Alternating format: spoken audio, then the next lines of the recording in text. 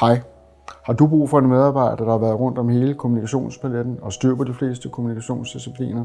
Så jeg gerne med her. Jeg skal prøve at gøre det kort. Jeg hedder Jakob Espersen. Jeg er kommunikationsuddannet og arbejder med kommunikation både i det private erhvervsliv og den offentlige sektor, f.eks. i Microsoft og Innovationsfonden.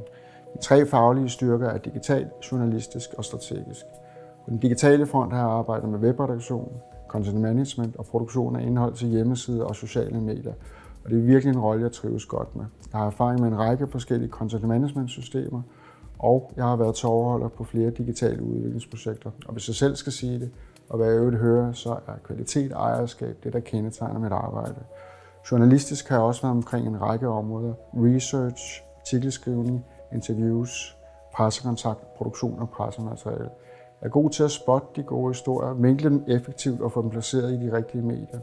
Og det er også en faglig udfordring, som jeg rigtig godt kan lide, og som jeg ofte lykkes med, selvom kampen om pladsen den er hård.